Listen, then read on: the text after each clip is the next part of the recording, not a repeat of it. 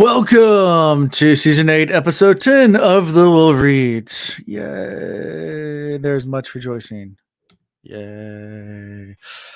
So as you can see, it's just Chris and I for right now. Ian is driving. I told him just to wait till he gets to a computer and then he can come join us later. So he'll be here eventually. Rather than having a repeat of really crappy audio and him just trying to make comments, we'll just do without him for now.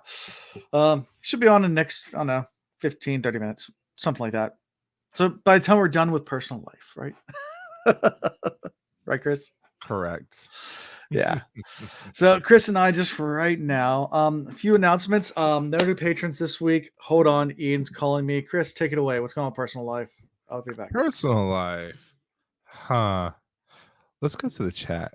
I bet you Chinese is wicked smart, and I'm sure she's a firecracker. And I too am sad that she will not be with us this week. Hopefully she'll be able to get on with this the next go around. Personal life since last go around. Spent the weekend reclaiming my closet because it had become like the place where we just put things when we didn't want to look at it anymore. So yeah, a lot of stuff went into a little storage unit. And I'm happy it did because now I can actually get into my closet and like find the clothes that I've been looking for and that sort of thing.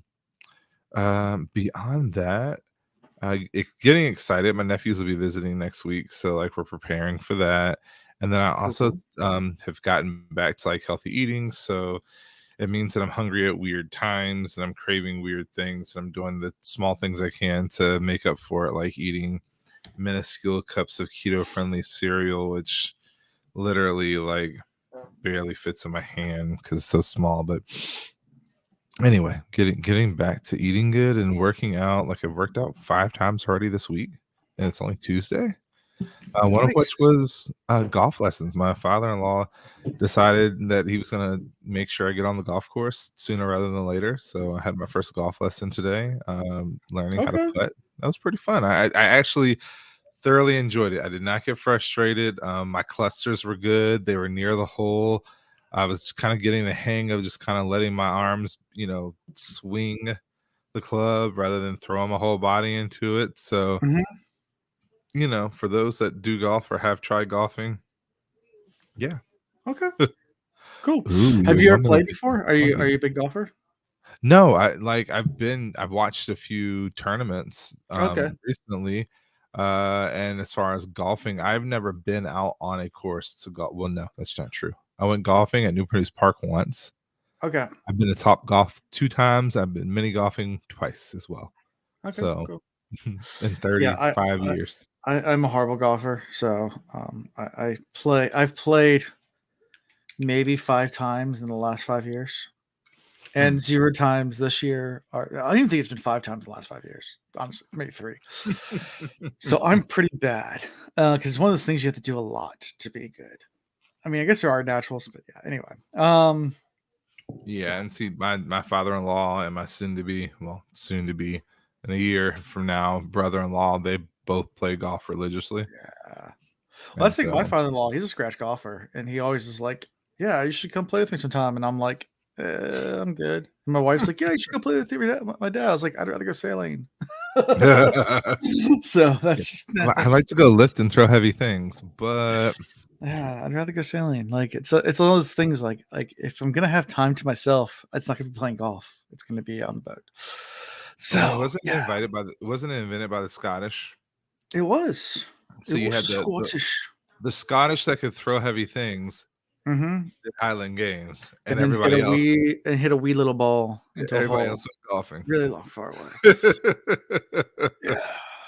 Yeah. Actually, it's funny, cool fact. So the most comprehensive golf museum in the world is actually in Newport News, Virginia, where we live. Really? Yeah. Most people don't realize this. Most people don't even know about it. It is literally I don't know about it. Yeah. So there's a country club in Newport News called James River Country Club. It's about 120 years old. There's a golf museum inside the club, but you have to be a member to even get on there. So like most people that live here don't even know it exists, but there's a museum in the club. And they have the original golf club and original golf ball in that museum. They have I think almost every single president that's ever played golf, going way back to like 1800s. Their golf balls from each president. They have. I mean, it's like they have all. It's just there's a ton of. I mean, if you're like a big Wow. golf fan, I'm not. I just it's always kind of like a weird flex because like I'll go there for like an event and like the people from out of town there. I'm like, so you big golfer? Like, yeah. I'm like, you want to see something really cool? Let me This is shoot how he closes all of his Just his go deals. yeah. No, that's in the basement. The deals get done in the basement there. There's a secret room in the basement. Anyway, telling secrets. Yeah, I'm gonna get like a black car showed from my house. Like you are telling way too much information. So, and Ian's calling me again. We're gonna do this live now. What's up, dude?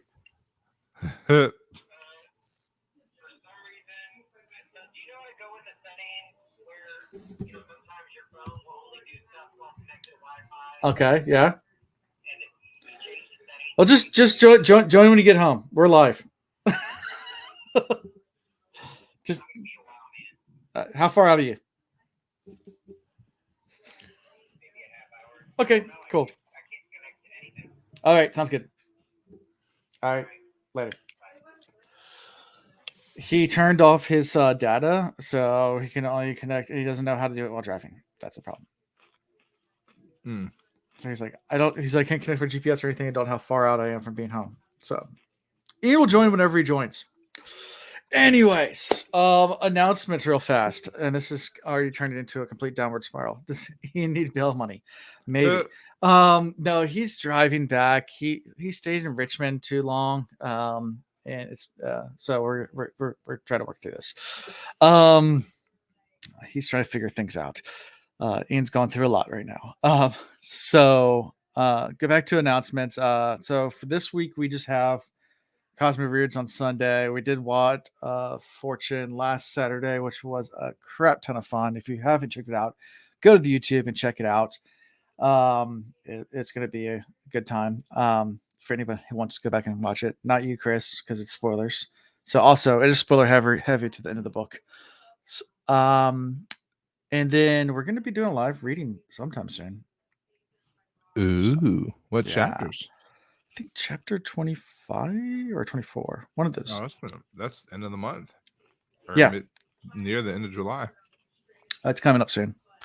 So I'll let you guys know. We'll pick a date and we'll do Is that. it a worthy chapter? Like, are we just going to be listening to something that just goes? Sure. Give me something.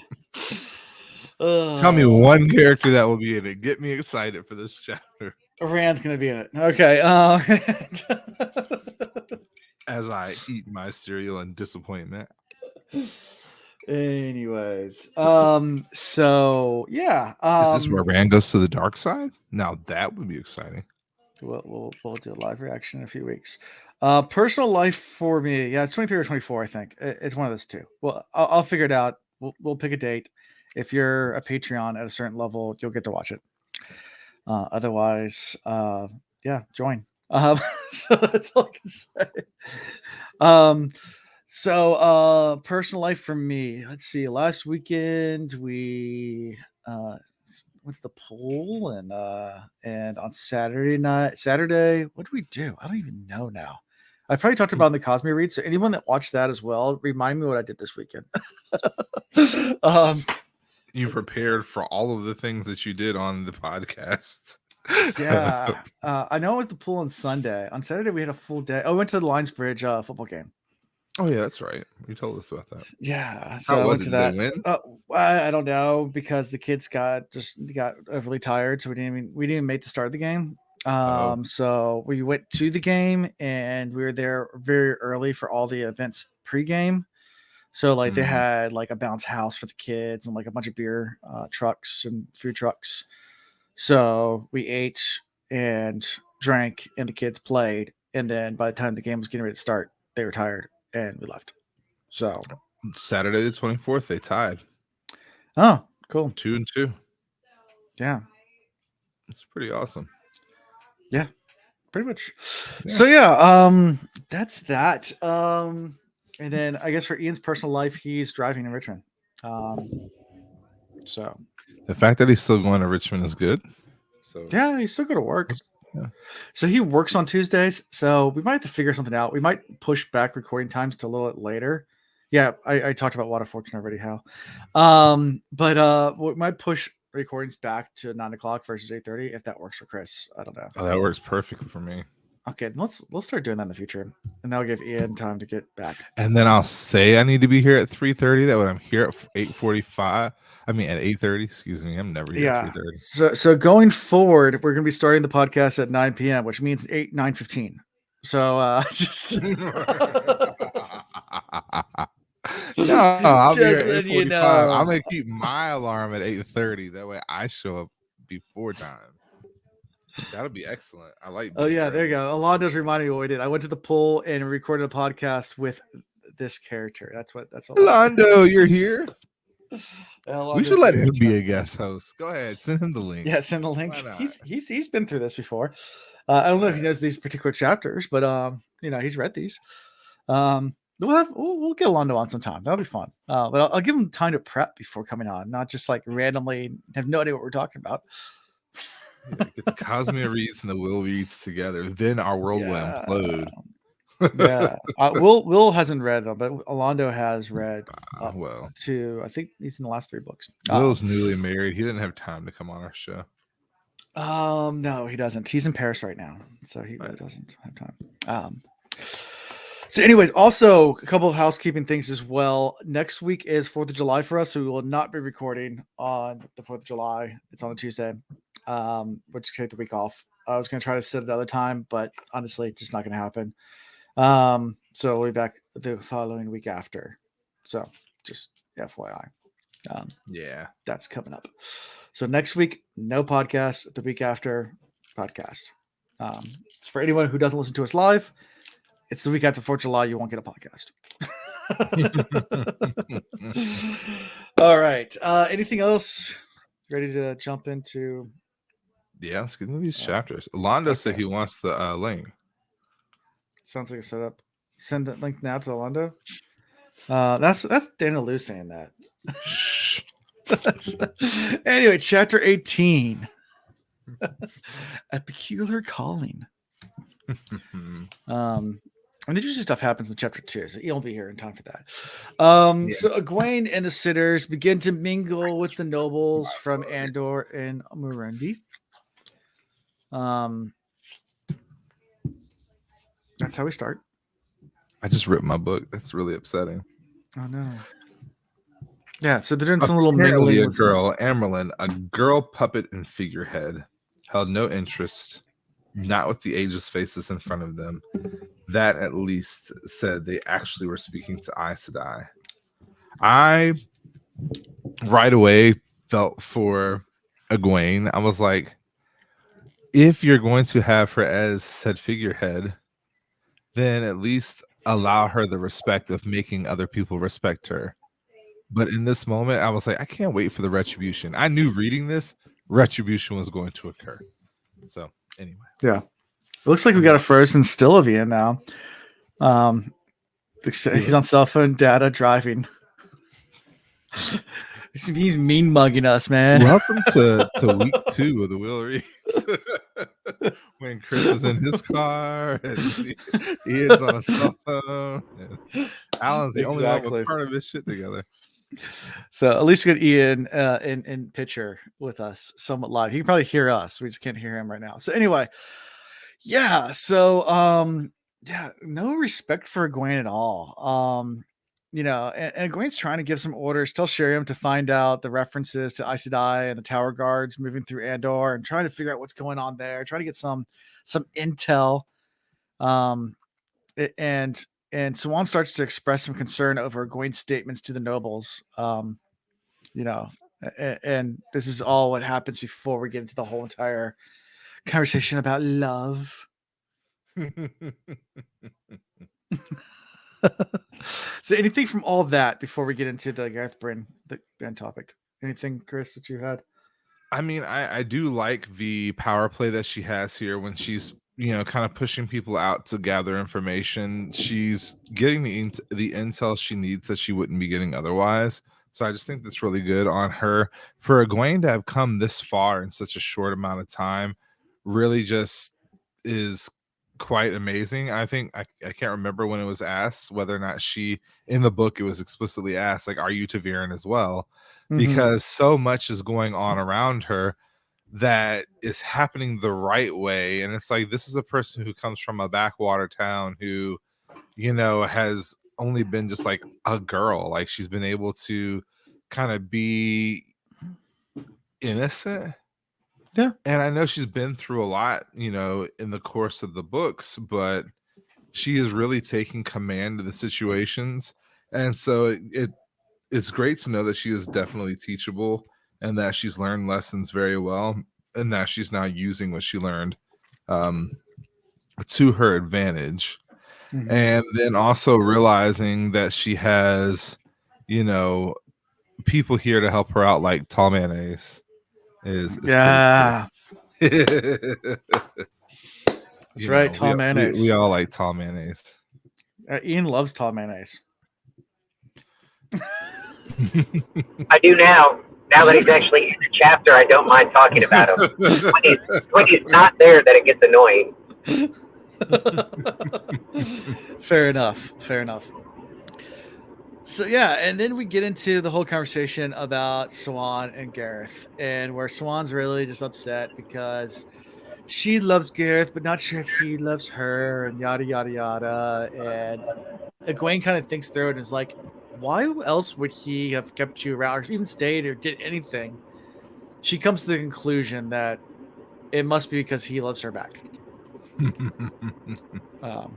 And Swan's, I don't know if she fully buys it, but at the same time, she's all googly eyes for him. They need to just knock the boot. There you go. I think it's interesting that Egwene uses this to throw Swan off. And how hard it does throw her off. Like, it completely catches her off guard. This is not this time and the place and the moment. But Egwene, like you said, does bring up that good idea or that good notion. He's only here because of his loyalty to you and because he's a good man. And there ain't too many good men out here in this world. And this world is coming to an end clearly. So you might as well stop acting like a schoolgirl. Yeah. And go on ahead and do the thing. Gareth Bryn does think like a female. Therefore, he must be. I think that was the comment that was made or something. Yeah. Yeah. Anyway,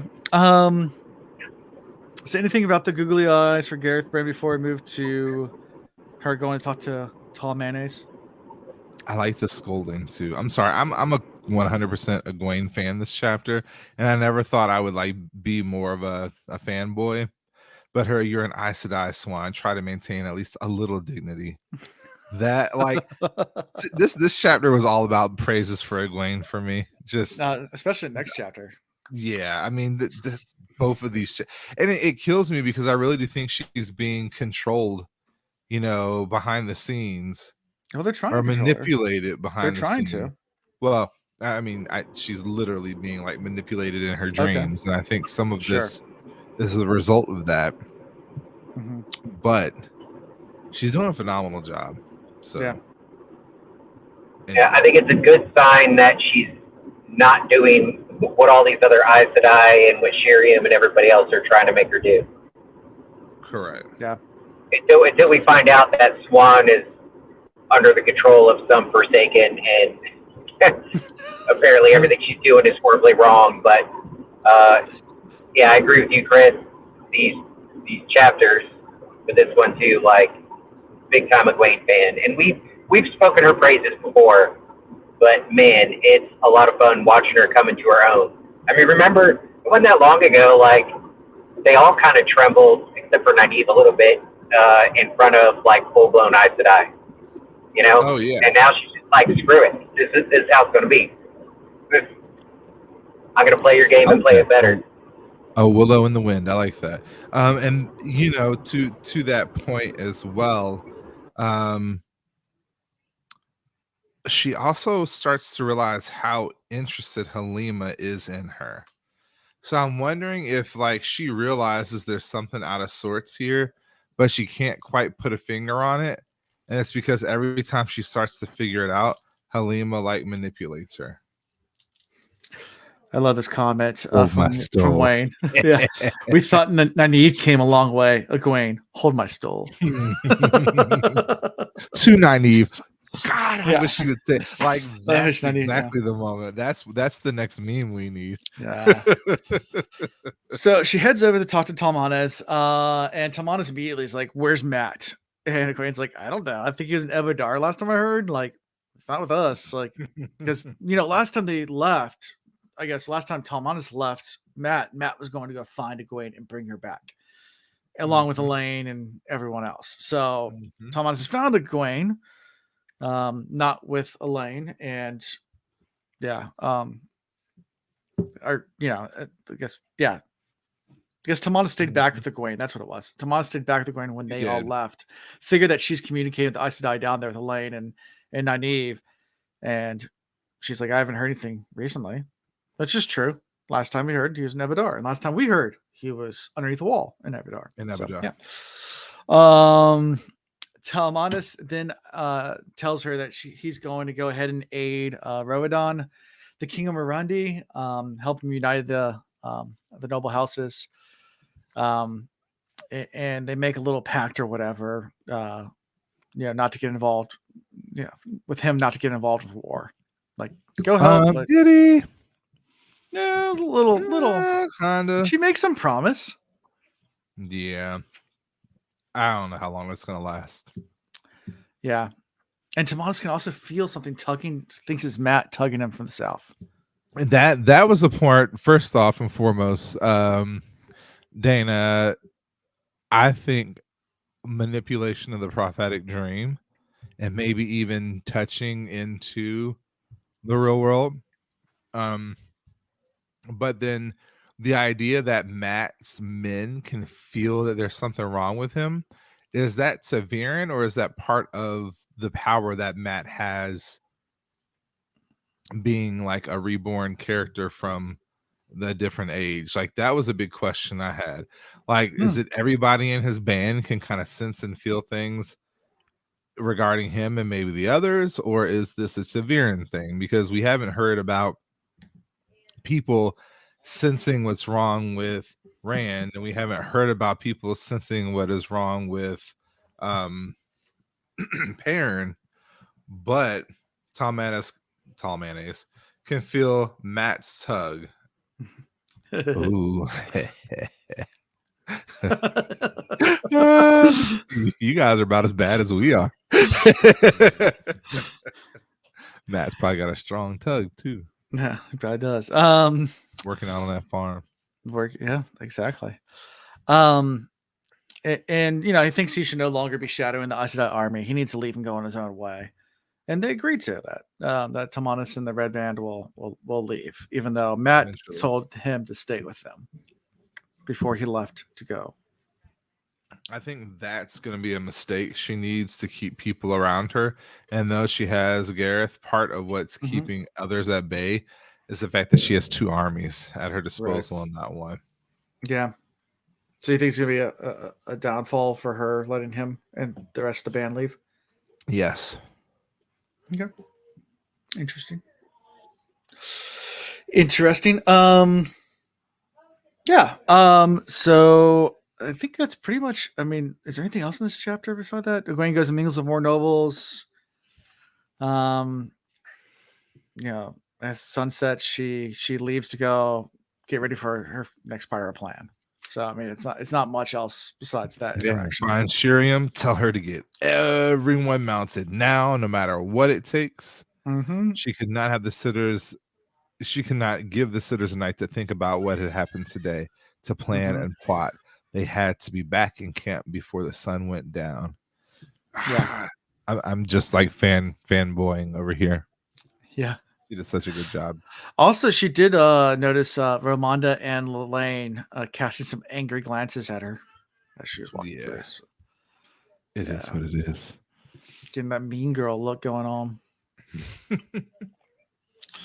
So, anything else from this chapter before we move to the next one? Or Well, Dana, I agree with you. Like the friends fill the pool, but nobody else has been mentioned outside of the crew filling each other's pool.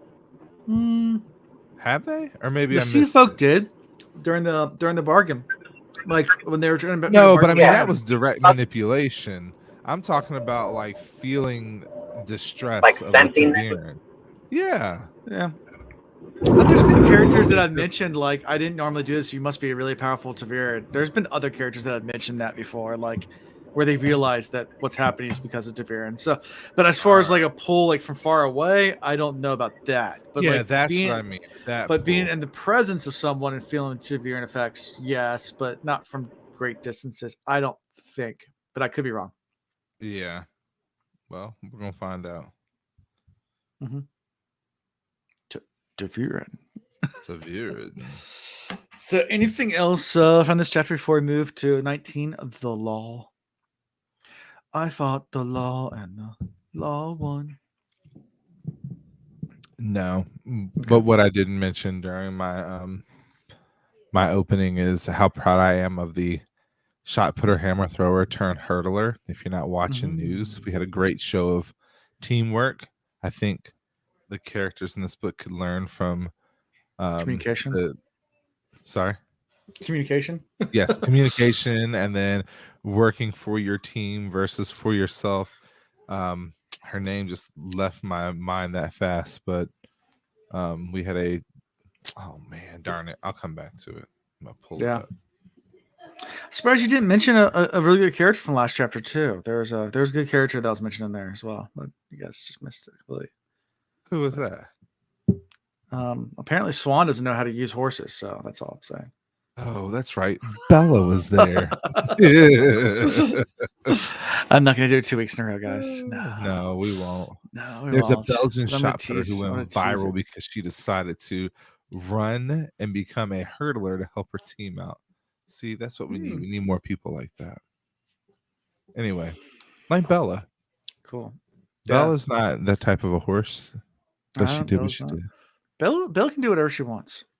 There was someone on Facebook the other day talking about how evil Bella was, and the amount of hate that they Oh. got was "shut your damn mouth," and rightfully so. Yeah. Anyway, that's why I stay off Facebook, guys. You wonder why I deleted the app and why I don't ever go on there. You get stuff like that. Like, it's one thing when they talk bad about like certain people and stuff like that and different content creators. Another thing when you're pulling Bella on the bus. I just don't even want to stay. That app is just toxic. So and moving on. Chapter 19, the law. So Egwene gathers the sitters around for a meeting. The hall back at camp. Bryn's there to offer support. She appreciates it, but declines. He's like, "Hey, I'll help out anything you can." And she goes back to her tent to talk with Swan before the big meeting for some tips and pointers. So let's start there. Thoughts? Let's start with how eager they were to get back on their mounts. Like, the tea needed to be spilt, and they were ready to spill it all. Like, that's really what it came down to. They were ready to get back to the other people that were a part of their color, a part of their group, to chat out what had just happened, to talk about what they learned amongst the groups, to create that plan. And Egwene was like, nope, make sure you're in the hall in 20 minutes. Don't let me beat you. If I do, you'll pay for it. That's what I heard. Yeah. That's how I felt. That's I felt all of that.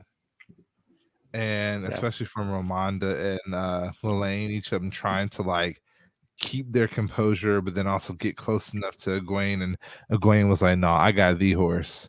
And she like took off. Like, she's riding hard. And then she gets in there, like you said, with Swan. And Swan's like, wow, phenomenal job. Like, she's like, as near as I can make out, there are 50 rumors and no facts. It's likely a sort of tale to spring up, but it might be true. Like, she's just she's saying there's not much information to be gathered at the moment. Mm-hmm. But Yeah. she's like, you definitely ruffled some feathers here. Oh, You definitely took things a step further than what we talked about. So yeah. And Swan gives her some tips, like I said, for the upcoming meeting. Like she says, you need to do this, you need to do that. And Egwene turns it back around and says, hey, you need to stay close to Gareth. Because that's something from men's viewings that she has to stay close to him. Even though, she feels like he is affecting her work. And also, this is also where Swain asks Egwene not to mention her feelings for him to Gareth. Don't tell him. Don't tell him I like him. I also love. I have to throw this out there. By tonight, you'll be too sore to walk. Didn't you ever learn how to ride? Like, Shiriam finally got her little jab. Giggity.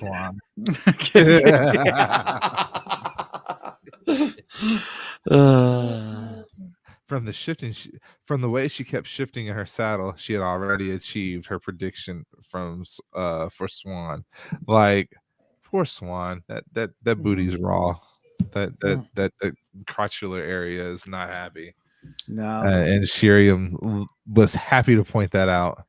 Saddle sores are a real thing, guys. Stay in the saddle too long. Oh, you got saddle sores. I rode from Jacksonville to San Diego and back, and I can tell you, saddle sores are real. That will make your ass fall. I don't care how comfy your bike is. That's gonna hurt. It's gonna hurt. Did it with very little sleep and minimal stops. That was a long, long way. Oh yeah. Vaseline is your best friend. Yeah.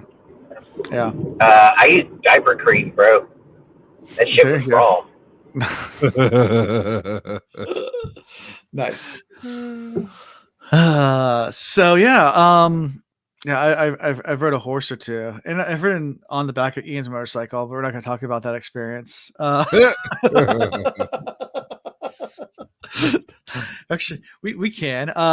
So that was a funny story. A little tangent, real fast. So years ago, we went tubing down the James River in Virginia by Nashville Bridge. It's in the mountains, and they have rapids up there. So you can go drop your tubes in and then go through these rapids and like a lazy river most of the day. It's a pretty big falls about halfway through. And then there's a little park where you can park a car down towards the dam and take the tubes out, put them in your car, and then drive back up. So you have to leave a car down there. It's not like an official run thing or anything like that. So I said, I'll drive down to leave the car, just send a car after me. We had like 3 cars, and Ian on his bike. So I figured that someone would come down to pick me up in one of their cars, and Ian begged to let him go because he thought it'd be funny that I drive all the way down there, get everything set up for me, and then he pulls up in his bike, and I'm like, how am I supposed to get back up? He's like, you have to ride the back, dude.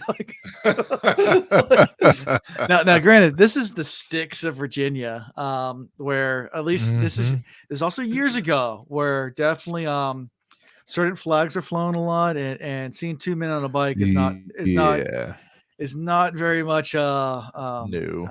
It's frowned upon very highly in those neck of the woods. We're in the Appalachian, and it was a Yamaha. I mean, they were not that busy. You were all around messy. We definitely got a few yells and screams from some rednecks and trucks. I'm like, yeah, thanks, dude. Like, this is just. They were my cousins. I literally have family all throughout West Virginia, so. Yeah. Some interesting backwoods people, but yeah, nice people. Sure. I don't know. They didn't say nice things to us. So right at the back of Ian's motorcycle. It wasn't the only time I rode in the back of a motorcycle. But that was the most embarrassing time I have. Overseas, you do it a lot just to get around because you like hitchhike on the back of motorcycles. That's different when you're backpacking. Anyways, yeah, 2 guys on a bike is norm. Those boondocks. What is that? 2 guys on a bike in shorts, not the norm. It's boondocks. No. Yeah. It's not. My favorite quote, strange. I remember the day you and Nynaeve came to the tower, two girls who couldn't decide whether to be excited or frightened. So much has changed since then. Mm-hmm. Oh, and much to Swan's surprise, a lot. Egwene got a backbone now, and she ain't afraid to show it because she's about to. Because she's been playing this game now for a little bit with Ramonda and Lelaine, all trying to boss her around and be mean girl. I'm like, listen, this is what we're gonna do, and you're gonna listen to me, and this is how we're gonna run things. And she's like done a little bit here and there, like not letting them talk to the meeting with the nobles when she was supposed to, even though she agreed to, and like do like little things like this. This is where she lays down the hammer. So they go to the pavilion for the hall to sit, and everyone's there. And as she comes in, even before like the formalities of it, they start like breaking protocol and like barking in, which is like, you know, they note Robert Jordan notes that like this is like completely out of a protocol. Like, you know, everyone's supposed to be announced first and not supposed to start talking right away. You're not supposed to raise your voice. There's lots of things are breaking. There's a lot of emotions going on right now. Everyone's kind of nipping and upset. You know, but Egwene's there and she calls the question, you know, as soon as the hall starts, like, all right, we're gonna declare war on Lida. And they're like, little girl, let's I am I'm gonna chime in real quick because I did skip over your initial question. I do like Gareth Bryn and his statement. Though he was told that tonight was for Aes Sedai business, he states, I gave my word to Tarvalon. And then he says, whatever tonight's business is, remember that you have 30,000 men and Gareth Bryn behind you. That should count for something, even amongst Aes Sedai, until tomorrow, mother. So he is fully putting everything behind her as being the true Amelin, and this group as being representative of Tarvalon. So that has a lot of weight. I like that statement. Chris, yeah. Do you think Swan is going to make Gareth Bryn her warder? Do you think that's part of what's being plotted? I think that he has too much honor for that. To be a warder? Are you saying Lan it's not honorable to be a warder? No, I was about to say, tell me how Lan is less. Let's hear that statement. I'm a mute and I'm going to sit back and listen. Y'all get him in the comments. Yeah, you're not gonna set me up that way. Not saying that Lan is less, but Gareth Bryn has been this man in control of armies, you know, working for the Queen Mother of Andor. Lan was a king. Lan was never a king.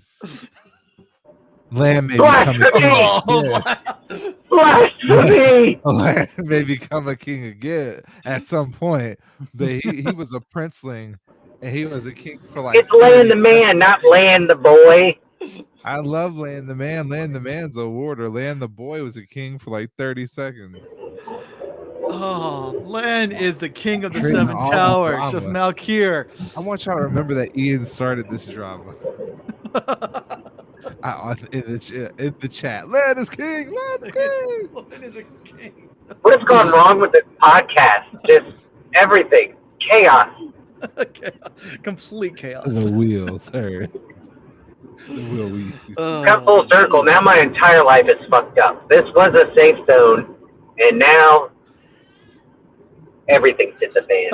Everything's just falling apart. Trust no one. So yeah, as they called the hall of the tower, of the little tower, Lelaine and Ramonda are about to like try to, you know, I think their motive is to penalize Egwene for not letting them control the meeting with the nobles. Like they're going to try to bring that up as official business. But before they can even speak, Egwene calls the question, you know, who will declare war on Elida? And immediately Lelaine and Ramonda try to stop the question. Like, no, we got more important business to talk about. We'll get to that in a little bit. And Egwene's like, Brown sister, could you please recall the law when it talks about a formal request for war? Like, bada bing. It's like they all turn to look at her like there hasn't been a war declared by the tower since Arthur Hawkwing. So 1,000 years. So like none of these people know the protocol here. But of course the Brown sister does. Yeah, and not against a woman, like probably ever. Not that they know of in their history. The last individual that it was declared on was Arthur Hawkwing. Normally it's against, they'll hop in somebody else's war, like if they get multiple requests. So it's like beyond unique. It's something that just isn't done. Yeah.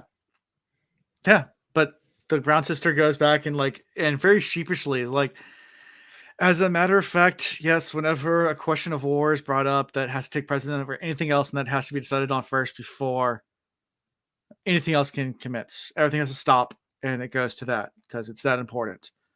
So, of course, Lelaine or Amanda, grumble about it, and they said, well, fine, what do you have to say? And Egwene stands up, and she pleads a pretty good argument, saying, like, hey, listen, they didn't allow us to cross into Andor.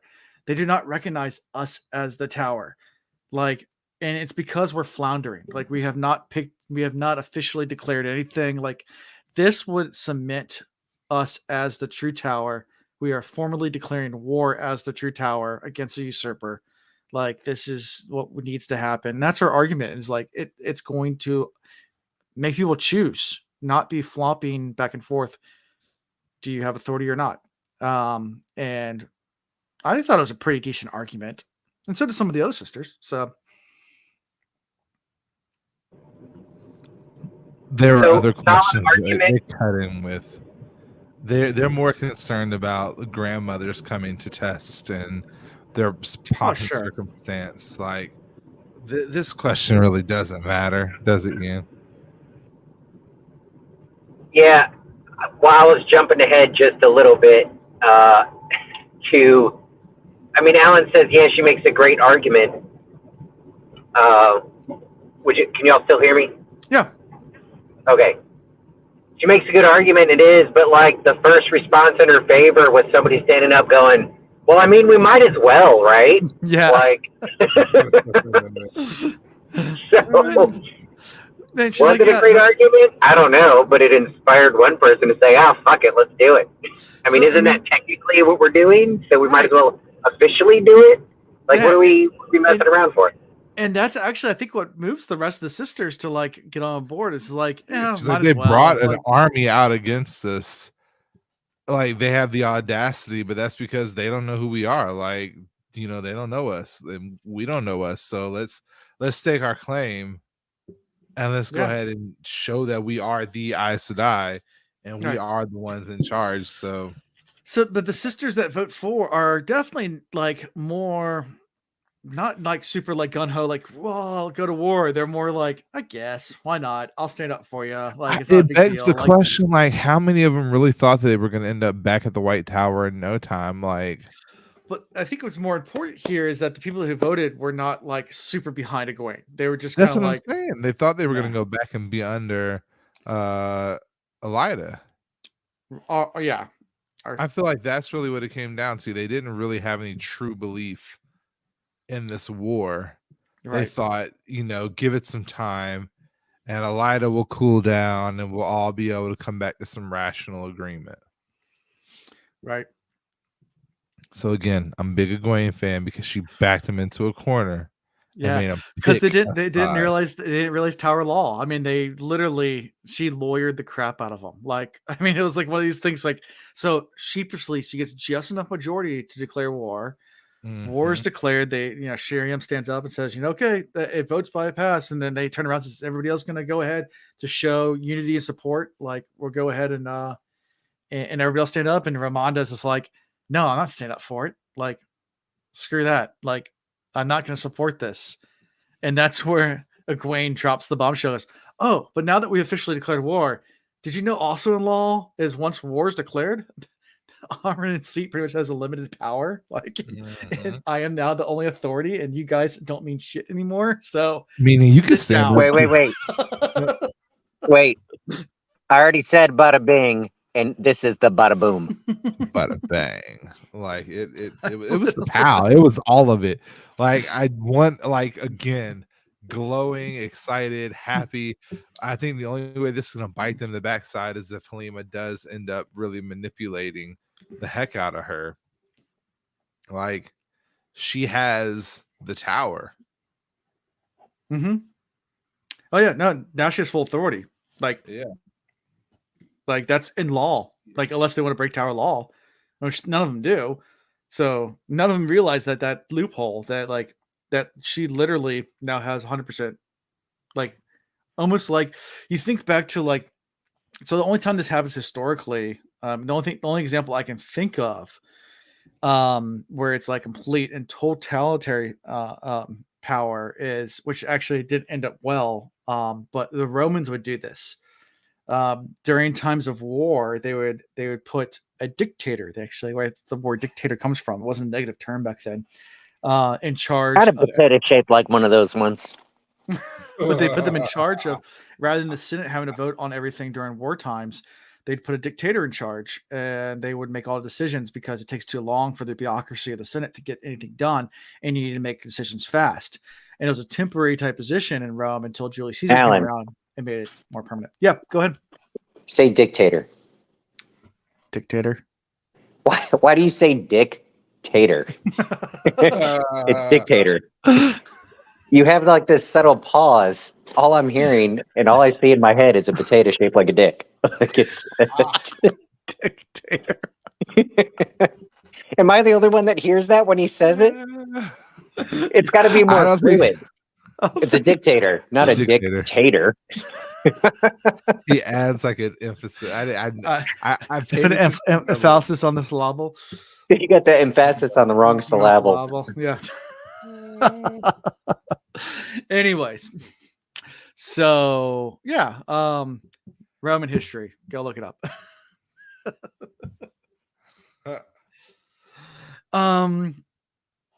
Yeah. So if we can go from one, what is this? If we can go from one Forsaken control, Oh, yeah, I love that. To a dark friend controlled armland, I'm just gonna start rooting for the dark one to win. Exactly. Why not? Yeah. Maybe there's a reason. Maybe the dark one is supposed to win. Maybe we all need to become dark friends, like Alan. Join me. The shadow is so cool, so nice. Yeah, being that Alan has read this whole series before and he's clearly a dark friend, maybe you're right, Chris. Maybe he knows something that we don't, and that's where we're supposed to be. It's like the guys that ran with Thanos. You know, I mean, people do that. I actually agree with Thanos. See, there you go. Already. Depends on which neighborhood I'm driving through on any given day. There's certain Circle K's I go in there to buy my Monster and, get some beef jerky. And I'm like, yeah, man, half these fuckers can just go. No, I'm kidding. That's messed up. No, the Circle K outside of a neighborhood. I tell you, the same group of like 15 men must not have a job, but they all have Chargers and Challengers. And it's ridiculous. Yep. Mm-hmm. Oh, yeah. When I think of a sketchy Circle K, there's a very specific one on the wrong direction of 9 Mile Road. And if you've been there, because there's always cops there and it doesn't matter. Crime still happens. I've never stopped there, but I know exactly what you're talking about. In Richmond. Yeah. There's a correct 9 Mile Road direction to go, and there's a wrong way. So I've taken 9 Mile all the way from Laburnum down to downtown. It's I've taken the whole thing. You went there. I've been there. You synced it. I've seen it. Next to the Gentleman's Club that's so sketchy that anyway, so it's boarded up windows. Anyways, all right. So we did our bada bing and our bada boom. And you're right, Chris, a bada bang. Like it, you might as well, right? This is good stuff. Yeah. So so after the war's decreed, Gawain just puts Ramonda and Lelaine and everybody else in their place, saying, "Listen, I'll just strip you of your position. We'll raise someone else. Like, sit down, shut up. This is what we're doing. We're gonna rest for a month, and then we're going to travel, and the siege will begin immediately. We're not going to march there anymore. We're going to rest for a month, and then we're going to be there. So, sit down, shut up, get your rest in while you can." Mhm. And that's how we end this chapter. It's pretty exciting. Yeah, I mean, this is a pretty big turning point for at least for Egwene's arc. Mhm. I Yep. mean, 'cause, I mean, she was brought on as the Armlin, definitely as a puppet, and this is where she completely cuts her strings and says, "Nope, I ain't nobody's. I work for no man." Well, I 'cause work she for was no man. being compared to a couple of famous Amerlin. Like, will you be this or will you be that? And she's like, maybe I'll be a little bit of both, or maybe I'll just Egwene be is going to be oh, Egwene. myself. Exactly. And I like the Egwene that I'm seeing. There was a time where I really did not like her, but I've changed my mind. But that's just me. Who knows? In 2 more books, I may hate her all over again. Yep. So on the chapter 20, anything else? Wait, what? We got to the end of the book only to find out Lanfear was right and Liz was too. Oh. And Batman saves the day. Chapter 20. Into Andor.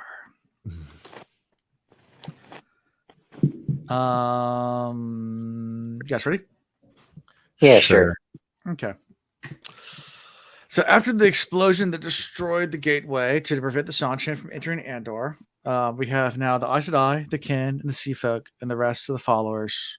They're staying at the Hornwell Estate on their way to Andor. And the farms are getting more and more common as they're traveling closer to Camelin. Similar to when Rand traveled to Camelin on the road. It might actually be the same road. How it was like sparse, and then more and more farms showed up as it got closer and closer. In either The road to Camelin. How many roads to Camelin are there? No, there's different directions. There's a couple. I have to go look at a map, but yeah, there's a couple. There's a South Road. There's an East Road. There's a dangerous road. You don't go down that road. 9 Mile Road into Camelin. Yeah, you don't want to go down that road. Yeah. And Elaine starts to try to talk to the common people as she's trying to get some information as she's getting closer without giving her name. She's trying to get some information. I mean, there's really interesting encounter with at least one of them where, he's talking about, like, I've always been a good queen's man. I loved Morgana. Great, she was a good queen, but now she's dead and her daughter's dead too. I guess, we'll support whoever the next one is. Yeah. How crappy is that?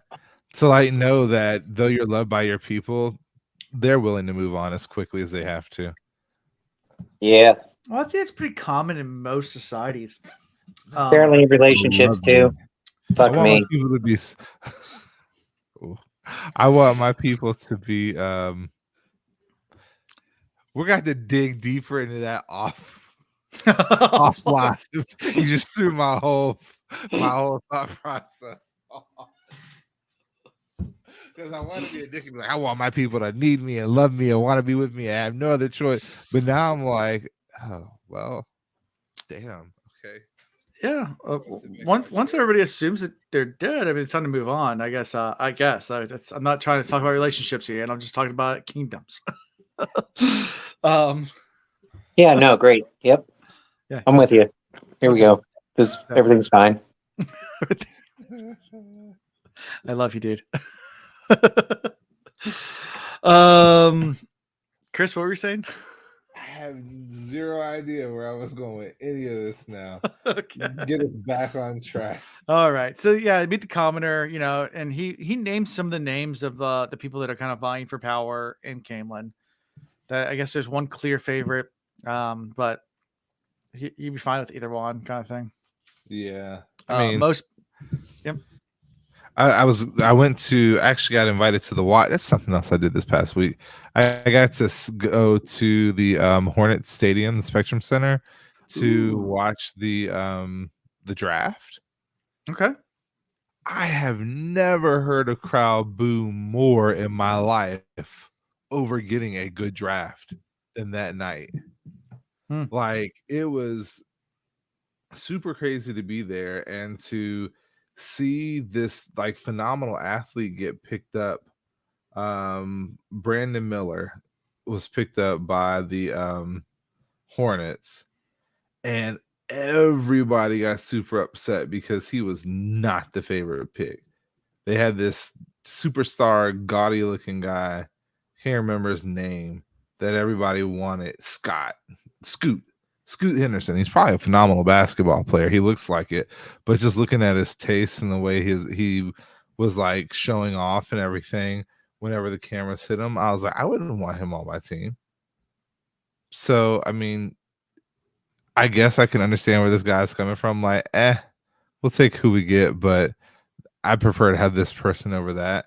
Well, these people were just like that at the Spectrum Center.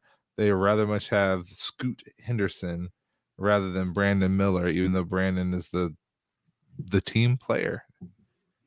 So, and I mean, I feel like maybe, you know, our old queen was a team player and worked for her people, but maybe I'm wrong. Maybe I'm jaded because we've been following her daughter and I've grown to like Elaine. So I'm hoping like maybe her mom was definitely a good queen and she would make a good queen, but we could be completely wrong. You know? Definitely. So yeah, also the other rumor they hear is that the Dragon Reborn killed both Morghese and Elaine, and is also causing the bad weather. Like, it's all his fault. It's all the Dragon Reborn's fault. He needs a better PR rep. He does. Like, he gets. I think he's doing all right because even though he got blamed, the guy was like, "But I guess that's to be expected, you know. Dragon Reborn's supposed to be doing that sort of thing, so is what it is." I hear he's a dark-eyed Aiel like the rest of them. We should kick them out. Not in my town. He was just like the West Virginian guy. Yeah, exactly. Yeah, he's like the Appalachian guys. No respect to the Appalachian folk. Yeah, no, there's a lot of good. Like I said, a lot of my family are from up there. So yeah, I got a lot of Appalachian friends that are good guys, and they give me good moonshine. So I do love you guys. I don't dislike the hillbillies. Heck, my best friend's a hillbilly. Alan, listen to yourself, man. You can't say that. That's not. Jesse, Picture here. I'm Jay Hutch, if you ever listen to this podcast, I love you. You know I love you. That's what. I love Jay Hutch too. The only cross country runner, like top in the state, turn thrower, did phenomenally. By the way, it's just he did. Yeah, he's a good guy. He's from Appalachia. He gives me good moonshine. Yeah, and he great fishing too. He's a good fisherman too. Yeah, his little scam was great. So he convinced my dad. So straight up Appalachia style. So my dad grows oysters off the pier in my parents' backyard. And my dad was basically too lazy or not time to tend to the oysters. So Jesse made a deal with them. Like, I'll come over and clean the oysters and get them going if I can have half of the yield off of them. My dad's like, what do you need with, what do you need with half of that much oysters? He's like, that's the deal. Is that good? And my dad's like, I don't need that much. Sure. So I gave Jesse half of them. Jesse would literally harvest half the oysters in the spring, put them on ice, drive them straight up to the mountains and trade a bushel of oyster for a case of moonshine. Like, even trade, and just go around to all the stills in the backwoods and get tons and tons of cases of moonshine and bring them all back. This is great. That is definitely a Jay Hutch move. I like it. Yeah. So, by the way, if anybody from ATF is listening, none of that really happened. It's just a made up a story. No, I'm sure they paid taxes on it. No worries. I'm sure they did.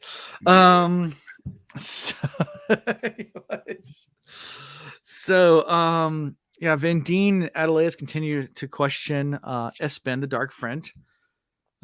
Is trying to get answers as they're going through. They believe she getting much of anything. Yeah, and they believe she must have taken some kind of oath that can't be broken because they can't figure anything out from her. Which is interesting. They have avoided the oath rod, but there may be another oath out there. So do they do it through words or through another rod? Or Ian, what do you think? They used the These are right. secrets. They used the white. What color rod did they use? These are white- Dark Prince secrets that I will not give. They probably used the black rod. I think It's this stronger. Yeah, I don't know. Yeah. Was it this chapter where they had the red rod? Yes, Yeah. Okay. I thought so. the red rod finally comes into play in this chapter. It does. Anyways, so and the weather changes. We're supposed to be, the weather has changed. It was supposed to be a 2-week trip to Camelin, but it's been much longer because of all the snow. So that's another thing that's been during all this. And then Nynaeve go to Teleron Riyadh to meet Egwene. And I think that's where they talk about the red rod, wasn't it? Yeah, this is where they had the conversation about the red rod. Mm-hmm. This is a chapter full of nothing for me. There's a lot of detail, but there wasn't much that like screamed at me. But what does the red rod do? Oh, what did it say? You're gonna have to ask her. I don't know, man. I honestly completely forgot all about it, if I'm being honest. They don't know what it does, but when you touch it, you have a euphoric pleasure. Yes, that was what it was. A euphoric pleasure when you touch the red rod. That's Ian, is that what it did for you?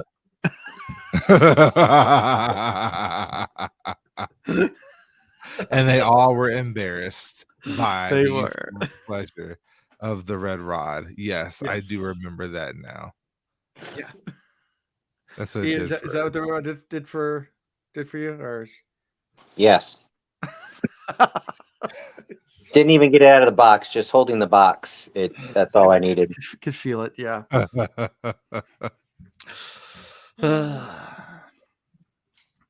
So yeah, there wasn't a whole lot besides that. I mean, that was obviously a fun little tidbit, giggity moment of the. They got their warning to stay in Camelin, Mm-hmm. keep silent and be careful.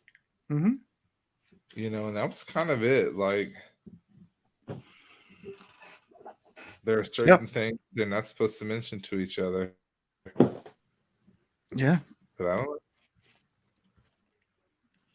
don't.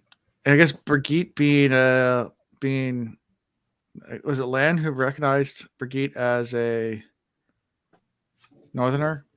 Oh yeah, Lan's gonna catch on a lot quicker. I think Lan's gonna figure out who she is in the next chapter too. Lan's no dummy, the wannabe king. That Lan the boy, Lan the tiny little prince. Which Lan you talking about? Lan the full-grown warder. Inferior Lan, less than Gareth Bryn. I mean, you said that. I completely agree with you. I was just doing math, man. Adding 2 and 2. Lan is a king.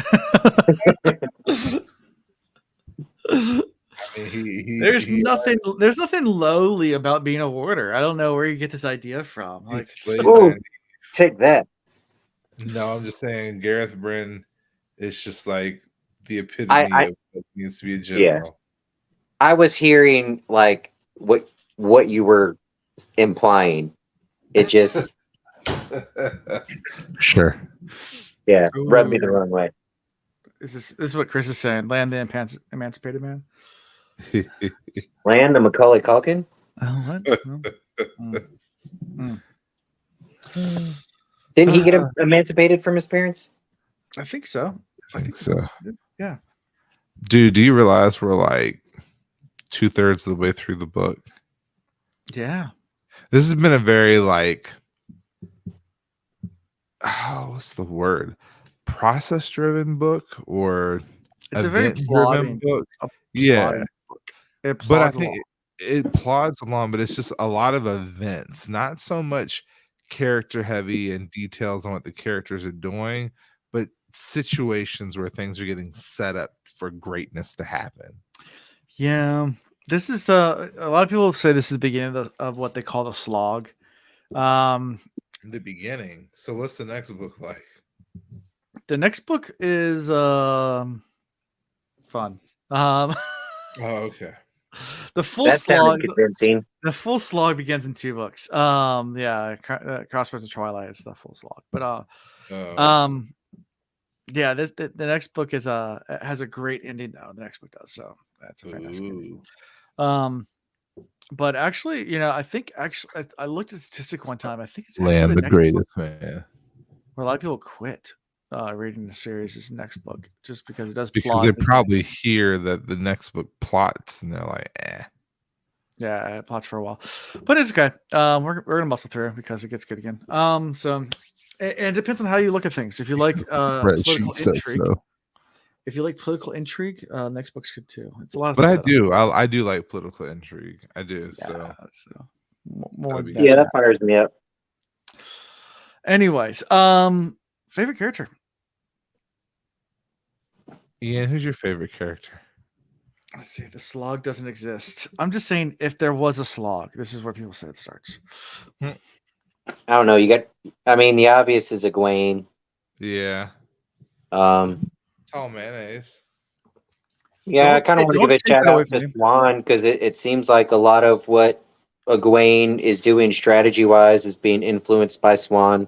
And then I go back to remember when Swan got stilled, and typically what happens to women, they just start losing their shit, and she never really did. Like, she always kept her purpose. And it's she's got some of her channeling ability back, but it's like she's always been moving in this direction. She never took a step back. So yeah, that's good for her. Swan? So you're doing Swan? Why not? Okay. Yep. And Chris is picking Egwene? I'll give it to Sheringham. Oh, okay. I'm hanging up. Fuck this show. Fuck all of this. I'm so done. I don't even know what's happening anywhere.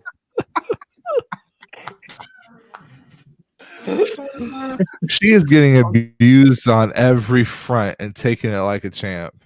I feel sorry for her because she really is taking a beating. Like, everybody from Egwene to Swan to the other mysterious character, like, she just can't win. And then every time, go ahead, keep going. Every time she thinks she's got Egwene figured out enough to like give information to the other character, Egwene goes and like blows it up again. Yeah, which makes Sheriam awesome. Yeah, it makes Sheriam, get beat down again, and No, my favorite character is little baby Lan. Sweet baby Lan. King Lan. Cute and cuddly.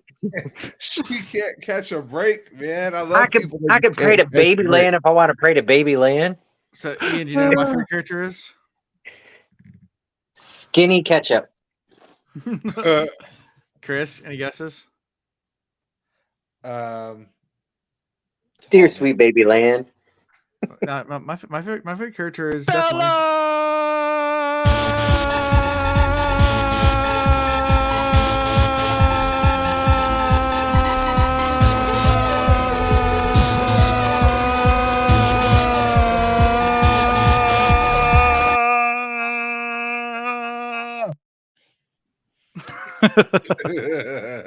Ian just left.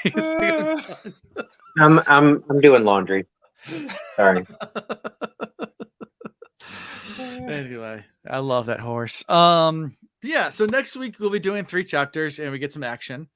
When we get to end this book and Bella really does play an important role, I'm gonna be less than shocked and amazed. I'm gonna be super surprised, honestly. Sure.